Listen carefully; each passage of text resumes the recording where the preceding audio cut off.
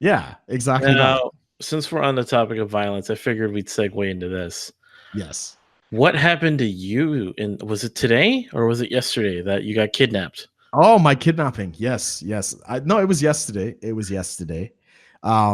Interesting story. Yeah. I was on my way back from the gym on Saturday morning, and I get a text from a friend of mine. She's an erotic photographer. Maybe we'll have her on the show sometime. Oh boy. Just to spice things up. A friend of mine, she's also from Trinidad. I don't know if to say her name or not, but I could plug her Instagram. I think it's the Lady and Her Plants. I think it's at the Lady and Her Plants. So if anybody's interested, they can look her up. And I've known her for years. She's a good friend of mine. And she calls me up and is like, Potter, where are you? I was like, well, I'm getting back from the gym. I'm literally walking on the street. And she's like, all right, I'm going to be there in 20 minutes. I was like, what? Yeah. She's like, pack your shit. We're going to the beach. So I was like, okay. But anyway, she has a reputation for being notoriously late for everything she does. So an hour and a half later, she finally shows up. And, it's like, okay, I don't have any like beach clothes per se. All of my clothes in the UK are basically cold weather clothes. So I basically went in my gym wear, right? I had like a gym shorts, and I was wearing the toxic masculinity shirt and stuff like that. And yeah, I jumped in the car and I met her friend. We'll just call her Green Eyes. And it was an interesting trip. We actually drove all the way for 2.5 hours. We went down to a place called Hastings, which is in the south coast of England. Beautiful day. It is a beach, and it's not a beach by Caribbean standards, right? There was like one patch of sand that was clearly imported to make it for the kids to play in, but the rest of it is like gravel. It's stone. And then you got to go into the water, and there's actually like a little sand island in the water kind of thing, and that's as good as it gets. A British beach.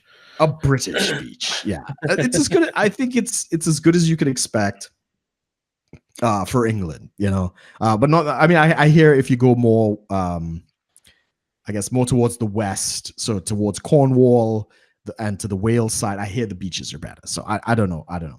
But it was a really good time, and I have to say, her friend Green Eyes, very captivating young woman, very interesting.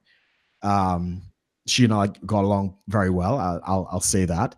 But the whole thing was kind of like a therapy session, because we're all kind of going through our breakups, which was interesting. So my friend, the Lady and Her Plants, she's recently gone through a breakup. Green Eyes has gone through a breakup. I've gone through a breakup. So the whole conversation in the car is like, oh, these people are shit, and why do people do this? And they're asking me like, why do men do this? And I'm like, well, why do chicks do this? Right? It's pretty cool. And they're like, shut up, stop making sense, Brooke. Yes, some of the things I said definitely silenced them. Like the phrase I use very often is monogamy is earned. Right. Of course, this is from Rollo Tomasi's work and the work of the Red Pill community. So it goes on the concept of spinning plates. People don't date exclusively, but if you want to be exclusive, you have to prove yourself worthy for the man's attention to give you that exclusivity. So they were asking me some questions about, different stuff like that. Like, why would a man do this? Why would a man do that? And when I said that, my friend, the Lady and Her Plants, she's like, I hate that phrase. Right? It's like, I hate when you say that. I say you could hate it all you want, but it's still true. That's just the way it is. Yeah. It was good. And in fact, later on, we actually got another friend in. I'll just call her the housekeeper. She came with her 3 kids and a dog. And I'm not talking like a small dog. This is like a big dog. And this petite little woman, the housekeeper, is there managing, I believe, a 7-year-old, a 4-year-old, and like an 8 or 9-month-year-old, plus this ridiculously large dog that was slobbering over everything. Wow.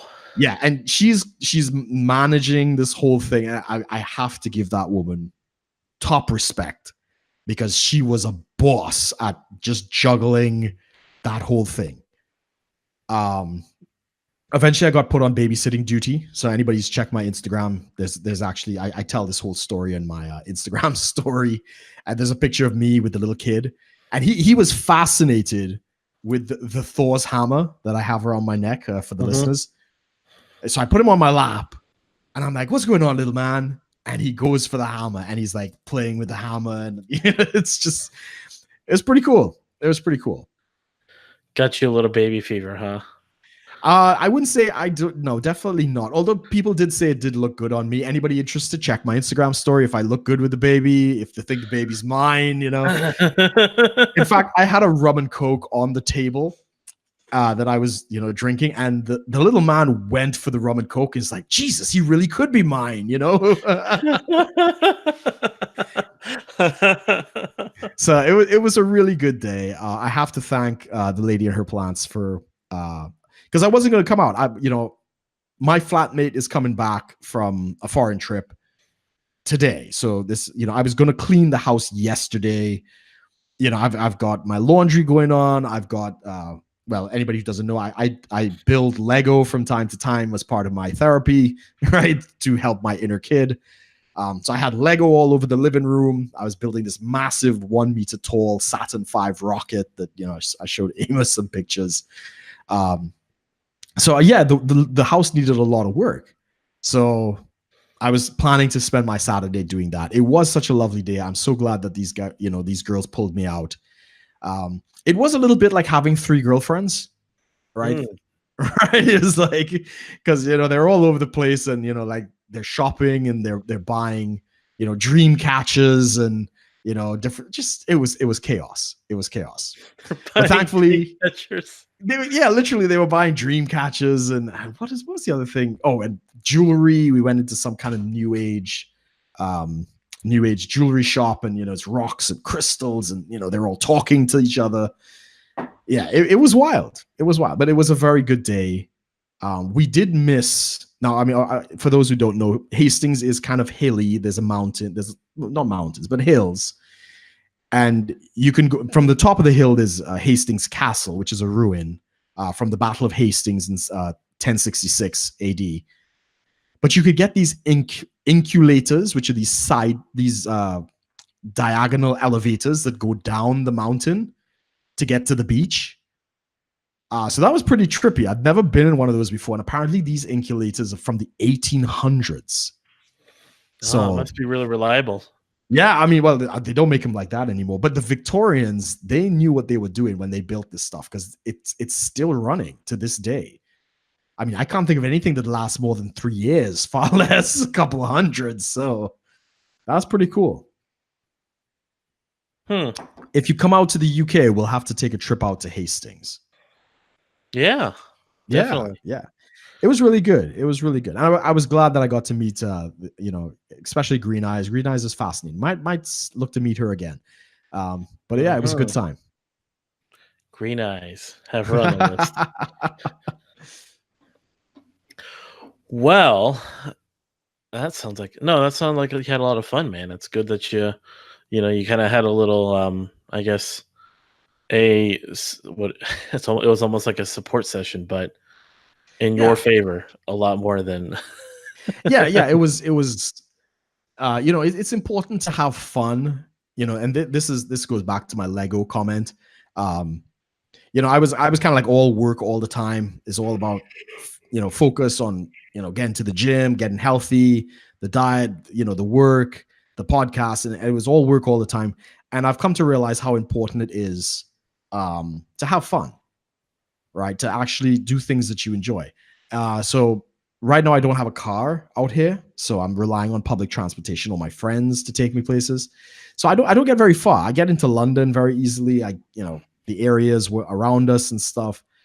But yeah, these little road trips, they're pretty cool. It took, as I say, 2.5 hours there, 2.5 hours back. We left at about 12. I got home at, let's say, minutes to 1.